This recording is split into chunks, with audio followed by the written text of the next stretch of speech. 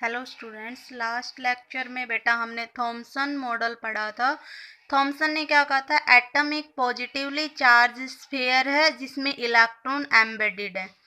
उसने एटम को वाटरमेलन से कंपेयर किया था ना, कि वाटरमेलन में जो पॉजिटिव चार्ज है वो रेड पार्ट को उसने अज्यूम कर लिया था, और जो हमारे सीड्स होते हैं वाटरमेलन के अंदर उसको इलेक्ट्रॉन से कंपेयर किया था।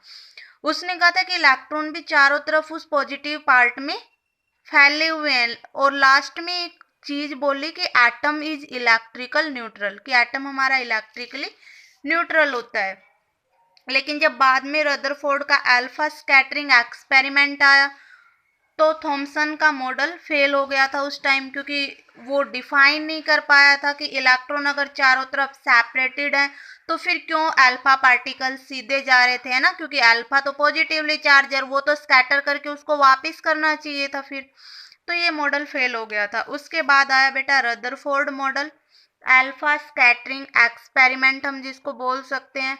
रदरफोर्ड ने क्या किया, एक गोल्ड फॉइल लिया। रदरफोर्ड ने एक गोल्ड फॉइल लिया, क्योंकि सबसे ज़्यादा जो पतली, अगर हम बात कर सकते हैं मैलेबिलिटी की, तो गोल्ड हमारी काफ़ी मैलेबल मेटल है ना। तो उसने एक गोल्ड फॉइल ली और उस पर अल्फा स्कैटरिंग करवाई, अल्फा पार्टिकल को स्कैटर करवाया। हम पहले भी अल्फा पार्टिकल के बारे में पढ़ चुके हैं कि अल्फा पार्टिकल मतलब हीलियम एटम हम बोल सकते हैं, क्योंकि अल्फा पार्टिकल हमने पढ़ा था which have 2 unit positive charge, है ना, जिसके पास 2 यूनिट पॉजिटिव चार्ज हो हम उनको अल्फा पार्टिकल्स बोल रहे थे। और अगर हम हीलियम की बात करें, helium is also have 2 units positive charge.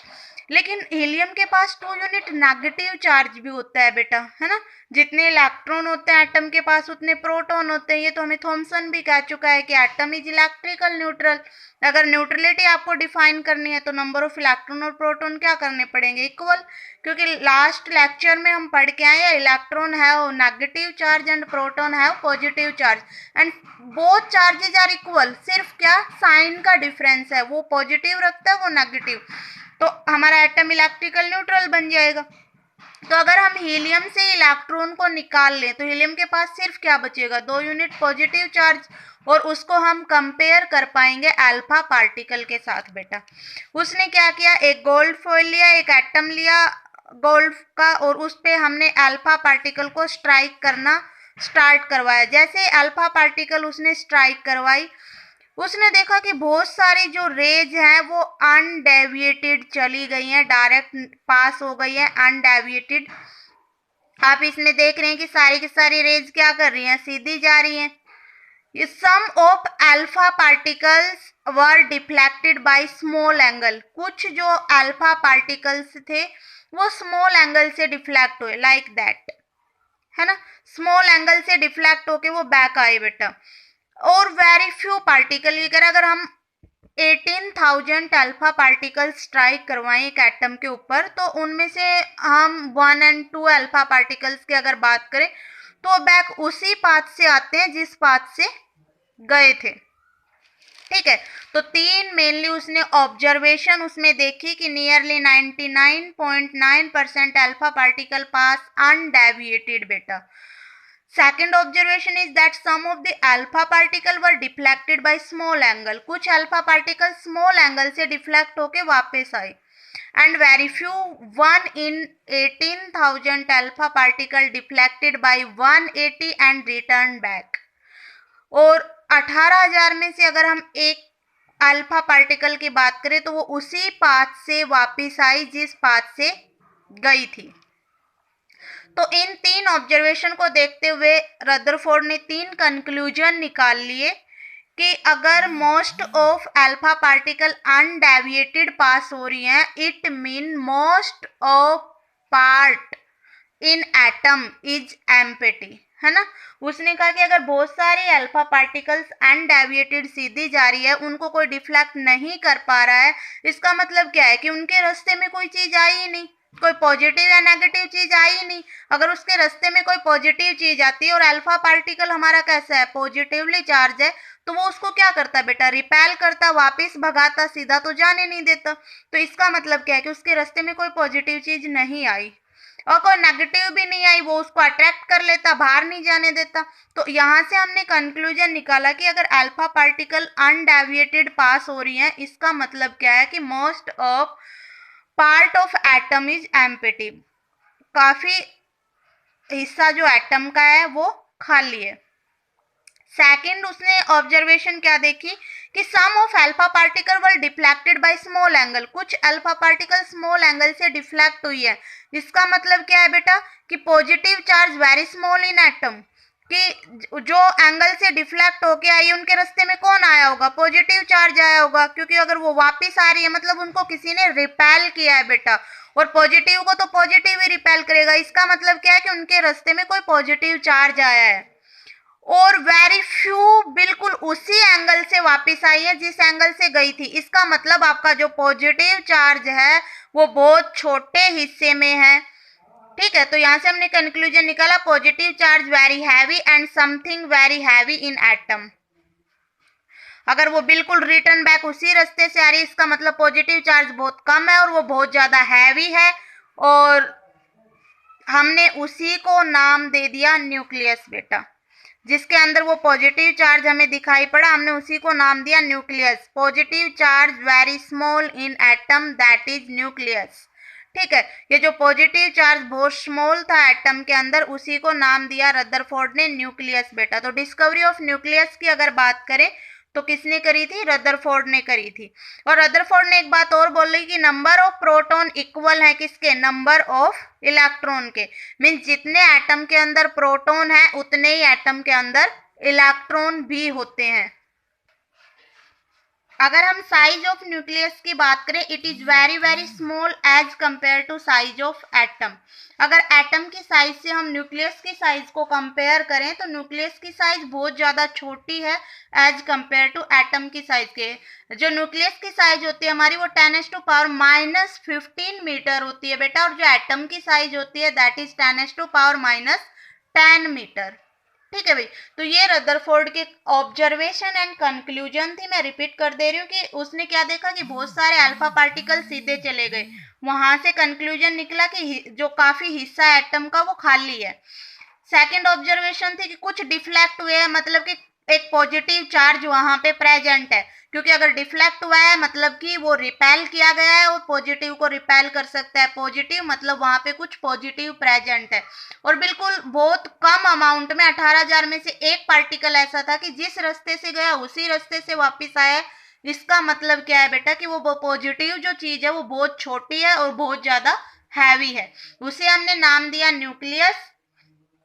तो एटम के अंदर एक छोटे हिस्से में पॉजिटिव चार्ज इकट्ठा प्रेजेंट है, उसको हम न्यूक्लियस कह रहे हैं। और अगर हम बात करें नंबर ऑफ प्रोटॉन और नंबर ऑफ इलेक्ट्रॉन की, वो एटम में इक्वल होते हैं। थॉमसन भी ये बात कह चुका था कि एटम इज इलेक्ट्रिकल न्यूट्रल, और रदरफोर्ड का भी यही था कि एटम क्या है, इलेक्ट्रिकल न्यूट्रल है। फिफ्थ पॉइंट क्या था कि एटम जो है और अगर न्यूक्लियस को हम कंपेयर करें तो न्यूक्लियस की जो साइज है वो बहुत ज्यादा छोटी है एज कंपेयर टू एटम के। मोस्ट इंपोर्टेंट फैक्टर क्या रहे कि electron revolve in close circular orbit around the nucleus. उसने क्या बोला कि एक जो पॉजिटिव चीज है वो तो न्यूक्लियस के अंदर कंसंट्रेटेड है ना, वहीं पे प्रेजेंट है, सारी की सारी एटम के छोटे हिस्से में जिसको हमने न्यूक्लियस नाम दिया उसमें प्रेजेंट है। अब बात थी इलेक्ट्रॉन की, उसने कहा इलेक्ट्रॉन जो है वो रिवॉल्व कर रहे हैं एक क्लोज सर्कुलर ऑर्बिट में न्यूक्लियस के अराउंड ही। मान लीजिए ये हमारा न्यूक्लियस है, तो उसने कहा इलेक्ट्रॉन इस तरीके से कुछ रिवॉल्व कर रहे हैं एक सर्कुलर पाथ में। अब सोचने वाली बात ये थी कि उसने कैसे अज्यूम कर लिया कि इलेक्ट्रॉन रिवॉल्व ही कर रहे हैं, स्टेशनरी नहीं है। यहाँ मान लिया कि पॉजिटिव चार्ज तो यहाँ एक हिस्से में कंसंट्रेटेड था, इलेक्ट्रॉन भी तो बाहर स्टेशनरी हो सकते थे। किस बेसिस पे कंक्लूजन निकला था बेटा, क्योंकि देखो इलेक्ट्रॉन और प्रोटॉन की अगर हम बात करें तो इलेक्ट्रॉन पे नेगेटिव चार्ज होता है और प्रोटॉन पे पॉजिटिव चार्ज, एक दूसरे को क्या करेंगे, अट्रैक्ट करेंगे, है ना। अगर यहाँ पे मैं इलेक्ट्रॉन को स्टेशनरी रख दूं और यहाँ पे हमारा प्रोटॉन है न्यूक्लियस के अंदर, तो ये एक दूसरे को क्या करेंगे, अट्रैक्ट करेंगे। और अगर इलेक्ट्रॉन इसके पास आके गिर गया प्रोटॉन के पास तो हमारा एटम क्या, खत्म। इसका मतलब क्या है कि इलेक्ट्रॉन और जो प्रोटॉन है वो एक दूसरे को खींच तो नहीं पा रहे, इनके बीच में फोर्स ऑफ अट्रैक्शन काम कर रहा है, दैट इज इलेक्ट्रोस्टैटिक फोर्स। जो इनको बाइंड किए हुए है। ठीक है बेटा। दूसरी अगर हम बात करें, इलेक्ट्रॉन जब रिवॉल्व कर रहा है तो वहां पे एक फोर्स और काम कर रहा है, दैट इज सेंट्रीपिटल फोर्स। और वो सेंट्रीपिटल फोर्स क्या कर रहा है, उसको रिवॉल्व करवा रहा है ना। हम एक पत्थर को अगर रस्सी से बांध के ऐसे घुमाएंगे तो आप उसको अगर खींचने की कोशिश करोगे तब भी वो पत्थर ऐसे ही घूमता रहता है। क्यों? क्योंकि वहां पे एक सेंट्रीपिटल फोर्स काम कर रहा है। और अगर हम बात करें लास्ट में रदर, तो ये याद रखना कि इलेक्ट्रॉन और प्रोटॉन के बीच में इलेक्ट्रोस्टैटिक फोर्स है, और जो इलेक्ट्रॉन रिवॉल्व कर रहे हैं पॉजिटिव चार्ज की तरफ तो उसमें एक सेंट्रीपिटल फोर्स काम कर रहा है। मोस्ट इंपोर्टेंट फैक्टर क्या था कि रदरफोर्ड ने कहा कि बिल्कुल हमारा इलेक्ट्रॉन प्रोटॉन के चारों तरफ या न्यूक्लियस के चारों तरफ वैसे ही रिवॉल्व करते हैं जैसे सोलर सिस्टम काम करता है, जैसे सन के चारों तरफ अर्थ रिवॉल्व करती है। अगर हम ऐसा मान ले कि ये वैसे ही काम कर रहा है जैसे सन के चारों तरफ अर्थ रिवॉल्व करती है, तो देखो बेटा यहाँ पे इलेक्ट्रॉन जब रिवॉल्व करेंगे तो कौन से फोर्स से? सेंट्रीपिटल फोर्स से। और आपको पता है सन और अर्थ के बीच में कौन सा फोर्स काम करेगा? ग्रेविटेशनल फोर्स काम करेगा। अब ग्रेविटेशनल फोर्स से सन क्या करेगा? अर्थ को अपनी तरफ अट्रैक्ट करेगा। अर्थ को जब अपनी तरफ खींचेगा तो अर्थ जब उसके चारों तरफ रिवॉल्व कर रही है तो एक सेंट्रीपिटल फोर्स लिए हुए है, और वो सेंट्रीपिटल फोर्स वो उसकी तरफ उसको गिरने नहीं देता है ना। सेम हमारा इलेक्ट्रॉन और प्रोटॉन को उसने कंपेयर कर लिया कि इनके बीच में इलेक्ट्रॉन है वो सेंट्रीपिटल फोर्स लिए हुए है, इसकी वजह से ये रिवॉल्व कर पा रहा है और यहाँ फॉल डाउन नहीं हो पा रहा है प्रोटॉन के पास, न्यूक्लियस के पास। लेकिन अगर हम बात करें लिमिटेशन की, तो लिमिटेशन में अगर हम देखो बेटा रदरफोर्ड ने क्या कहा कि एटम में इलेक्ट्रॉन वैसे ही रिवॉल्व कर रहे हैं जैसे सोलर सिस्टम में हमारे सन के चारों तरफ अर्थ रिवॉल्व कर रही है। तो उससे उसकी लिमिटेशन क्या आई? फर्स्ट तो ये कि अर्थ और सन की अगर हम बात करें तो बेटा वो तो मैक्रोस्कोपिक पार्टिकल है, लेकिन हमारा इलेक्ट्रॉन और प्रोटॉन तो माइक्रोस्कोपिक पार्टिकल होते हैं। पहला फैक्टर जो उसकी लिमिटेशन का था। दूसरी अगर हम बात करें तो इलेक्ट्रॉन और जो प्रोटॉन है ये तो पॉजिटिवली स्पीसीज है ना, positively charge species, negatively charge, मतलब हम कह सकते हैं चार्ज स्पीसीज है, इनके ऊपर चार्ज है। लेकिन सन और अर्थ के ऊपर तो कोई चार्ज नहीं था, वहां पे तो ग्रेविटेशनल फोर्स, सेंट्रीपिटल फोर्स काम कर पा रहा था। लेकिन अगर हम यहाँ इलेक्ट्रॉन पे बात करें तो यहाँ सेंट्रीपिटल फोर्स जब अर्थ और सन में एग्जिस्ट कर रहा था तो कोई एनर्जी लॉस नहीं हो रही थी बेटा। सन ग्रेविटेशनल फोर्स लगा रहा था अर्थ पे और अर्थ अपने सेंट्रीपिटल फोर्स से रिवॉल्व कर पा रही थी, कोई एनर्जी लॉस नहीं हो रही थी, तो वो कंटिन्यूस रिवॉल्व कर सकती है। लेकिन अगर हम चार्ज पार्टिकल की बात करें तो मैक्सवेल थ्योरी थी एक, मैक्सवेल थ्योरी ने क्या कहा था कि कोई भी एक्सीलरेटेड चार्ज पार्टिकल जो है वो इमिट करता रहेगा रेडिएशन, और जब वो रेडिएशंस इमिट करता है तो एनर्जी को लॉस करता है। अब आप खुद देखिए, अगर ये एक चार्ज पार्टिकल है और ये ऐसे रिवॉल्व करेगा तो इसकी वेलोसिटी चेंज होगी बेटा, क्योंकि देखो डायरेक्शन चेंज हो रही है ना। मान लीजिए स्पीड तो सेम है लेकिन वेलोसिटी तो चेंज होगी क्योंकि डायरेक्शन चेंज हो रही है। वेलोसिटी चेंज होगी तो आपका एक्सीलरेशन वहां पे काम करेगा, और अगर एक्सीलरेशन वहां पे काम करेगा तो उसकी धीरे धीरे एनर्जी क्या होती जाएगी बेटा? चेंज होती जाएगी, है ना। रेडिएशन, एक्सीलरेटेड चार्ज पार्टिकल तो क्या करते हैं? रेडिएशन इमिट करते हैं और एनर्जी को लॉस करते हैं। ये मैक्सवेल थ्योरी थी हमारी। और अगर ये एनर्जी को लॉस करेंगे तो क्या होगा? इलेक्ट्रॉन मान लीजिए आपका यहाँ से रिवॉल्व करना स्टार्ट किया, यहाँ आते आते उसने कुछ एनर्जी खत्म करी, फिर वो इधर आ गया, फिर एनर्जी कम हुई, इधर आ गया, और एक टाइम क्या आएगा? वो न्यूक्लियस के अंदर गिर जाएगा ना, और हमारा एटम खत्म।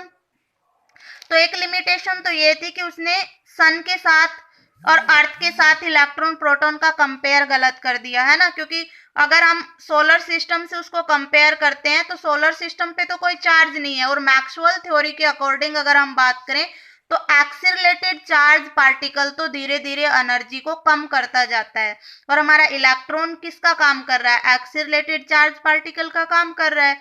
तो ये धीरे धीरे अपने एनर्जी को कम करेगा और एक टाइम आएगा कि ये न्यूक्लियस के अंदर गिर जाएगा और एटम खत्म बेटा, ठीक है। और दूसरी लिमिटेशन क्या थी? It can not explain line spectrum, descriptive spectrum of atom. ये लाइन स्पेक्ट्रम को डिफाइन नहीं कर पाया, डिस्क्रिप्ट स्पेक्ट्रम को एटम के डिफाइन नहीं कर पाया।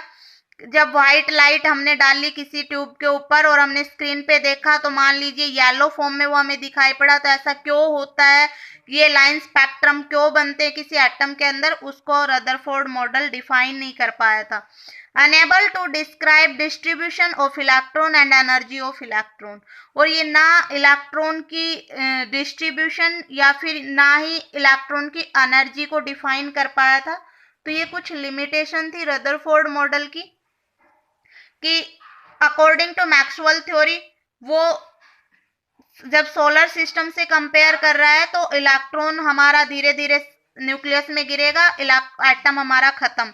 हम जर्नल लैंग्वेज में अगर बात करें तो हम कह सकते हैं can not explain the stability of atom, stability को डिफाइन नहीं कर पाया एटम की। और सेकंड लिमिटेशन क्या है कि लाइन स्पेक्ट्रम को डिफाइन नहीं कर पाया एटम के। तो ये, और तीसरी अगर बात करें तो इलेक्ट्रॉन के डिस्ट्रीब्यूशन एंड इलेक्ट्रॉन की एनर्जी डिस्ट्रीब्यूशन को डिस्क्राइब करने में अनेबल था, नहीं डिस्क्राइब कर पा रहा था।